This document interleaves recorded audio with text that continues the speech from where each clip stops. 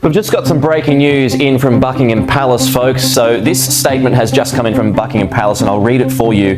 It goes on to say, His Majesty has today initiated a formal process to remove the style, titles, and... 4 minutes ago, a private message reached King Charles and transformed an already fragile royal dispute into a deeply personal confrontation. Meghan had not simply requested permission to return to royal life. She had presented herself under a title connected to Princess Diana, a title the palace had deliberately prohibited from being used by anyone else. Charles read the wording twice, placed the message on the table, and demanded to know who had allowed it to reach the palace. Before we go deeper into what this really means for the royal family, make sure to subscribe so you don't miss a single update. Charles felt the anger rise before anyone dared to speak. Meghan had spent years outside the working monarchy, yet every suggestion of a return unsettled the royal family. A working royal is a family member who performs duties on behalf of the crown, and she was now asking to step back toward that world on terms that reopened old wounds. The king looked again at the phrase near the top of the request, Diana's royal successor. That ceremonial description had been privately forbidden because it suggested that one woman could inherit Diana's public identity, emotional place, and influence. To him, the wording did not merely challenge palace protocol. It turned a dead woman's memory into pressure during a negotiation over status, access, protection, and power. Meghan's proposal went beyond a symbolic gesture. She wanted entry to Windsor, a place used for royal residence, ceremony, and family business. She also asked for a public appearance beside family members, restored security arrangements, and recognition as the natural continuation of Diana's humanitarian mission. Each demand carried risk, but together they formed something more dangerous. A route back into royal life, built around the one name the monarchy could never treat casually. Charles stood beside the long table and read the page in silence. He removed his glasses, placed them beside the message, and fixed his attention on the waiting aide. "That title will not enter this family," he said. His voice was quiet. The decision was absolute. The monarch ordered palace officials to trace every hand that had touched the request. He wanted to know whether Harry had approved the language, whether Meghan had acted alone, and whether someone inside the royal household, the staff and offices supporting the sovereign, had encouraged her. The possibility of internal help changed the mood at once. Before any response could be drafted, William received the exact wording. He read the forbidden title, closed the file, and asked to speak to his father immediately. Charles had rejected the words as a monarch, but William was about to confront them as Diana's son. Behind the forbidden title were 3 people carrying 3 very different versions of the same history. Charles remembered a marriage that had ended in pain and public judgment. William guarded the memory of a mother whose name had followed him through every stage of his life. Meghan saw Diana as a symbol of independence, rejection, and survival. When those interpretations collided, the argument was no longer about a return to royal duties. It was about ownership of memory. Charles felt the past pressing against the authority he now carried. His relationship with Diana remained one of the most painful chapters in the monarchy's modern history, because every mention of her reopened questions about love, betrayal, responsibility, and regret. The monarchy was not merely a family. It was the institution led by the sovereign and supported by working relatives. Meghan's use of the forbidden title therefore threatened both the king's private emotions and the public order he was expected to protect. Meghan understood the comparison differently.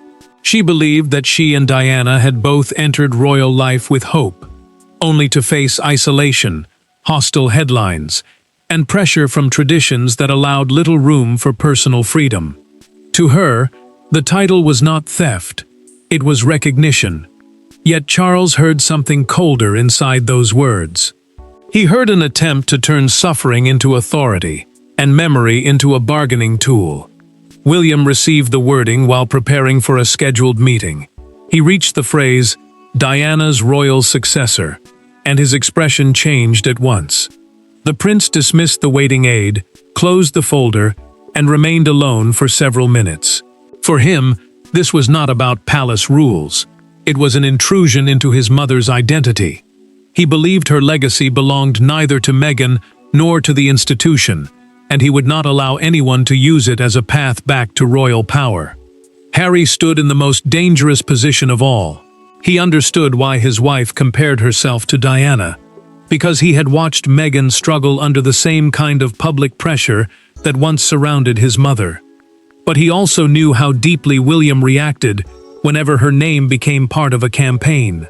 The younger brother feared that defending his wife could now be seen as betraying the woman both sons had spent their lives protecting. Camilla watched Charles grow more defensive and quietly warned him against acting too quickly. The Queen Consort told the king during a private conversation that a harsh rejection could transform Meghan's forbidden title into a symbol of resistance. He listened, but his anger did not fade. William was already preparing his own response, and Meghan had no idea that both men were moving toward the same boundary. The forbidden words had not appeared without warning. They had been born during an earlier palace confrontation, where one sentence changed everything and turned private resentment into a royal crisis. The title that enraged Charles had first been spoken months earlier, far from cameras and public ceremonies. It happened during a private planning meeting for a Diana Memorial initiative at Kensington Palace. Meghan had expected her proposal to be welcomed as an act of reconciliation. Instead, she was told that she would never be permitted to represent Diana's legacy in an official royal capacity. The refusal was calm, brief, and devastating, and it became the trigger for everything that followed. Meghan entered the discussion convinced that her idea would be difficult to reject. A memorial initiative was a limited royal program created to support causes linked to a deceased family member, and this one focused on homelessness, mental health, and vulnerable children. She believed those causes matched the humanitarian work she and Harry had already pursued. To her, participation was not a demand for power. It was a chance to return through service. William understood the proposal very differently. He knew Diana's name could draw attention, donations, and public sympathy, but he also knew how easily that influence could be turned into a personal claim. The prince feared that once one person was presented as the continuation of his mother, her memory would stop being a legacy and become a position that others could compete to inherit. The closed meeting reached its point of no return when a senior courtier began reading Meghan's written proposal. The official described her as a possible, modern continuation of Diana's compassionate mission. Before the sentence was finished, William placed one hand flat on the table and stopped him. His voice remained controlled, but the meaning was unmistakable. "No living member of this family will be presented as her successor," he said. "Not Meghan, not Catherine, not even her sons." Meghan felt the rejection land with more force than anyone in the room understood. She believed the palace was willing to use Diana's image, while refusing to let anyone challenge its control over her story. William believed he had just protected his mother from being turned into a royal role that could be awarded, marketed, inherited, or claimed. Neither moved closer to the other. The silence hardened around them. Harry heard Meghan's anger later in a private recorded conversation preserved in their personal account of the meeting. She told him the palace feared her connection with Diana because the comparison gave her influence that did not depend on royal approval. He listened, troubled by her pain, but equally aware of why his brother had drawn the line. Charles acted soon afterward. The king approved a written restriction banning phrases such as Diana's successor, Diana's heir, and the new Diana from official negotiations, invitations, ceremonial descriptions, or royal programs. The instruction was clear, private, and final. Meghan had now used the exact phrase the monarch prohibited. What began as a rejected proposal was about to become a face-to-face battle over memory, authority, and the boundary she refused to accept. The confrontation took place without cameras, ceremonial uniforms, or prepared speeches. Meghan entered believing she could force the palace to discuss her return. Charles entered determined to end the conversation before the forbidden title gained legitimacy. Between them sat a single printed request containing Diana's name. For several minutes, neither touched it. Then Charles pushed the page across the table and asked Meghan to explain why she had used a title he had personally forbidden. Meghan had secured only a restricted private meeting, after insisting that her request concerned family reconciliation, not the permanent restoration of royal status. A restricted meeting meant the conversation was tightly controlled, with no public ceremony and no promise of official duties. She believed that distinction gave her room to negotiate. Charles believed it removed every excuse. The king agreed to hear her because he wanted the truth directly. Was the title a calculated demand, or had Meghan used it as an emotional description without understanding what it meant? She did not hesitate. She told him the phrase reflected survival, courage, and resistance to the same institutional pressure Diana had faced. Charles pointed to the words, Diana's royal successor, and held his voice steady. "You do not inherit her name because you suffered inside this family," he said. The sentence landed hard. Meghan answered that she was not claiming Diana's identity. She was continuing the same fight against public cruelty, isolation, and a system that protected itself before it protected vulnerable women. The monarch's restraint began to break. When Meghan said the monarchy had repeated the mistakes it made with Diana, he pushed back with anger he could no longer hide. He accused her of turning private pain into a weapon whenever she wanted access, security, influence, or sympathy. She told him that the palace called every challenge manipulation because it feared losing control. Meghan slid the request back across the table.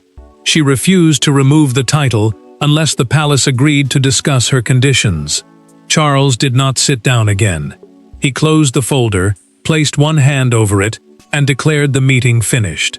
Then Meghan revealed the part he had not expected. A public version of the proposal had already been prepared. If negotiations failed, the forbidden title could appear beyond palace control, attached to her return campaign and Diana's name. Charles warned her that any public use would trigger a formal royal response.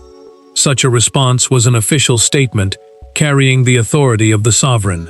It would deny any connection between Meghan's status and Diana's legacy, leaving no room for private interpretation. The king opened the door and stepped aside. The negotiation was over. But William was waiting outside, and he had no intention of allowing Meghan to leave without hearing what Diana's eldest son believed she had done. Charles had ended the negotiation, but the real emotional confrontation was waiting on the other side of the door. William did not raise his voice when Meghan emerged from the meeting. That made the moment more unsettling. He stood at the far end of the private corridor, holding no briefing papers and accompanied by no advisor. Meghan stopped when she saw him. For years, their disagreements had been filtered through statements, interviews, and other people. Now Diana's eldest son faced the woman claiming symbolic succession to her legacy, and there was nothing between them but unresolved history. William carried no crown that day, yet his authority was impossible to ignore.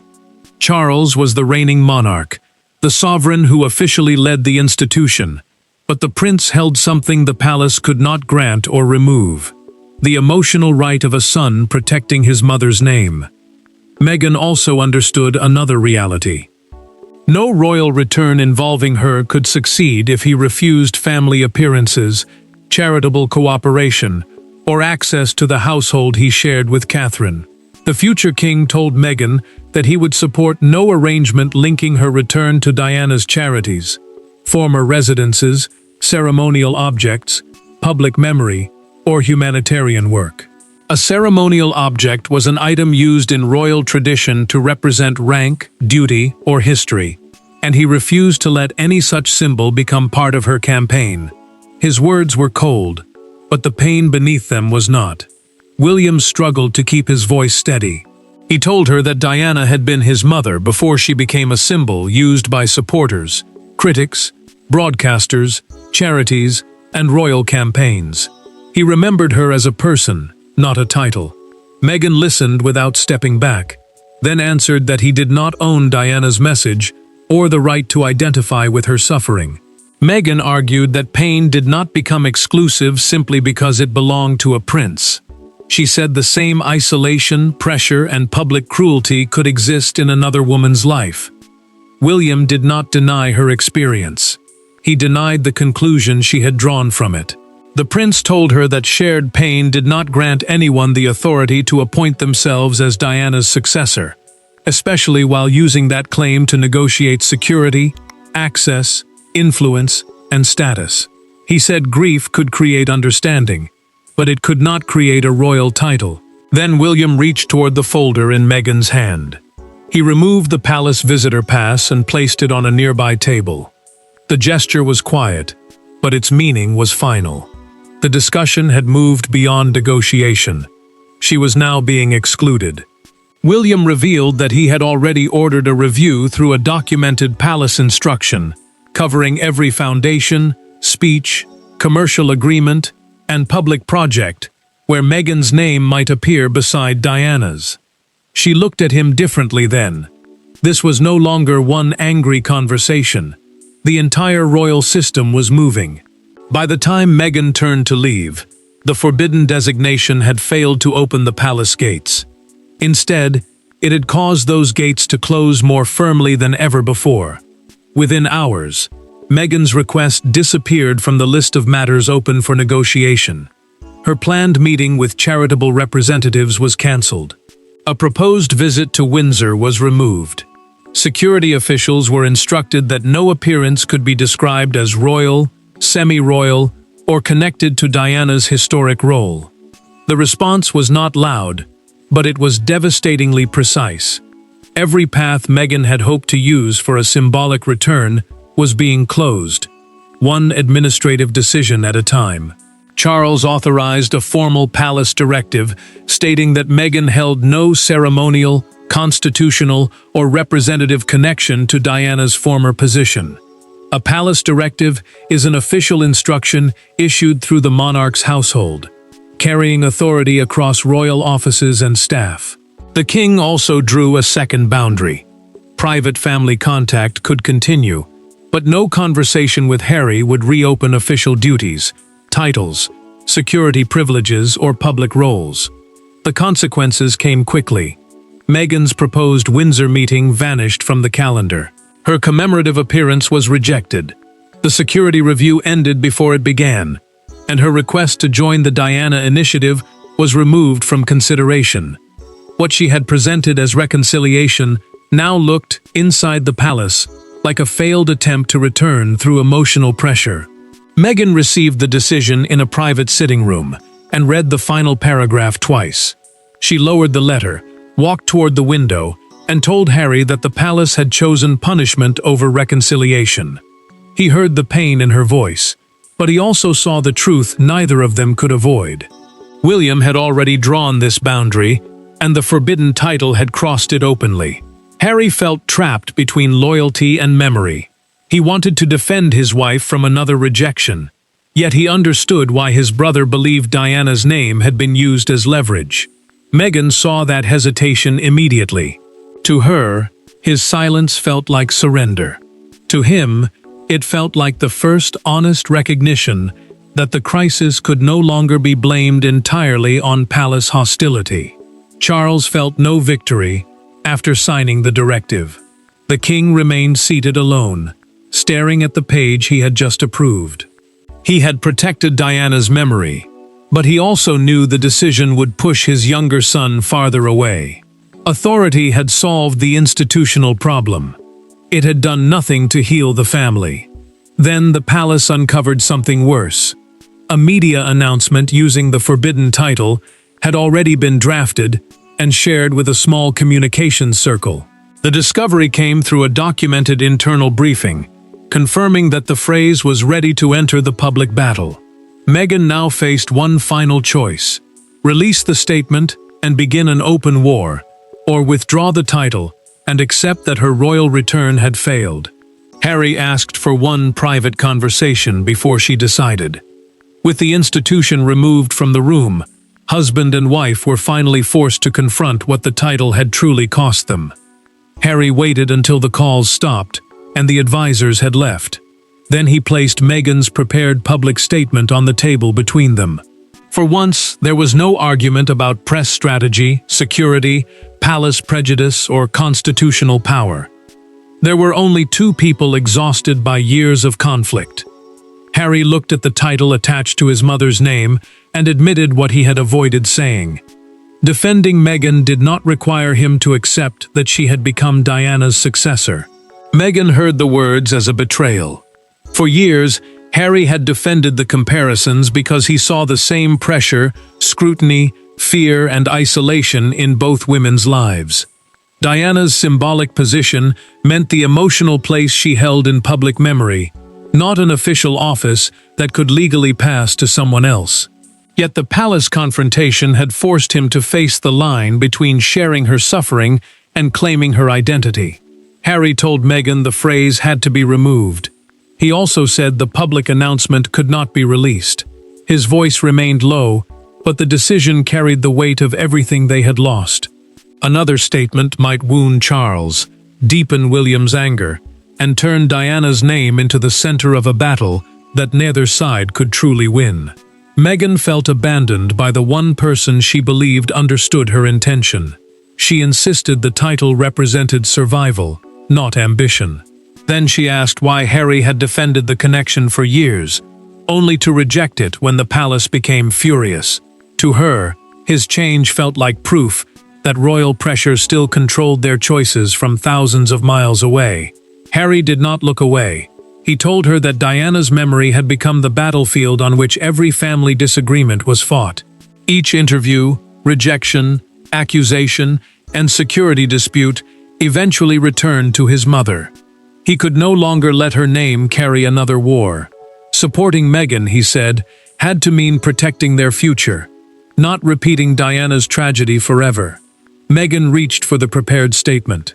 She looked again at the forbidden title and slowly tore the first page in half. Harry did not smile or claim victory. He reached across the table and held her hand as the anger between them gave way to something quieter and more painful. Then Meghan admitted what she had resisted saying. Part of her desire to return came from a need to prove that leaving the monarchy had not erased her importance. Harry answered with his own truth. Measuring every wound against Diana's life had kept them trapped inside a royal story they claimed they wanted to escape. Meghan withdrew the title, and Harry supported the decision. But the choice came too late to contain the damage. The announcement was stopped inside the room, yet outside it, Diana's name was already dominating headlines, broadcasts, and palace gates. By morning, the dispute was no longer contained within palace walls. Broadcasters interrupted scheduled programs. Commentators argued over who had the right to define Diana's legacy. Supporters of Meghan described the rejected title as a symbol of a woman silenced by royal power. Others saw it as an unforgivable attempt to claim a dead princess's identity. Yet one public moment captured the story more powerfully than any debate. A single handwritten message left outside Kensington Palace. News of the forbidden phrase spread after fragments of Meghan's rejected proposal reached commentators and editors. Kensington Palace, the royal residence long associated with Diana and now linked to William's household, became the emotional center of the argument. The palace answered with a carefully worded statement declaring that her identity and former position could not be transferred, inherited, assigned, or used during negotiations over royal status. A national newspaper pushed the crisis into something even larger. Its front page appeared almost entirely black, with Diana on one side and Meghan on the other. Between them stood 5 words in stark type: a legacy, not a title. The message was simple, but it divided readers at once. Some called it protection. Others called it punishment, disguised as respect. Outside Kensington Palace, one woman placed white roses beneath Diana's memorial gate. A memorial gate is a public place where people leave flowers and messages in remembrance of someone who has died. Her handwritten card read, "Let her be remembered, not replaced." Evening broadcasters repeated the image again and again, until it became the symbol of the entire conflict. Meghan's supporters reacted with anger. They argued that the monarchy still decided which women were allowed to challenge its version of history, and which voices were pushed aside. To them, the rejected title represented more than ambition. It exposed the same old battle between personal truth and royal control. William watched the coverage without satisfaction. The prince had wanted to protect his mother, yet Diana had once again become the center of a public war. He saw the flowers, the headlines, and the arguments, and understood that victory could still feel like loss. Charles faced pressure to issue a harsher response, but the king refused. Through a documented palace briefing, he learned that Meghan had withdrawn the title and stopped the prepared announcement. He decided the palace would acknowledge that withdrawal privately, allowing the crisis to end without publicly humiliating Harry. The public had already chosen sides. Charles chose closure instead. With the world demanding a winner and a loser, the monarch prepared one final decision: not to reward Meghan, but to close the wound permanently. The public had delivered its judgment in headlines and flowers, but the final verdict still belonged to the family whose pain had created the crisis. The final decision arrived without ceremony. There would be no restored royal role, no Diana-linked title, no Windsor appearance, and no public campaign of retaliation. Charles signed a short resolution closing Meghan's request and instructed the palace to end the review once the forbidden wording had been withdrawn. The king had begun the crisis in fury, but he ended it with restraint. Diana's memory would be protected, not by handing it to another woman, but by refusing to let anyone possess it. Charles permanently rejected Meghan's proposed return under any title, role, or public identity connected to Diana. The resolution was a formal written decision, closing the matter across royal offices, staff, and future negotiations. It also separated private family contact from official status. Harry could still speak to his father as a son, but no conversation would reopen security privileges, ceremonial access, public duties, or royal influence through his mother's name. The king felt no triumph as he read the final page.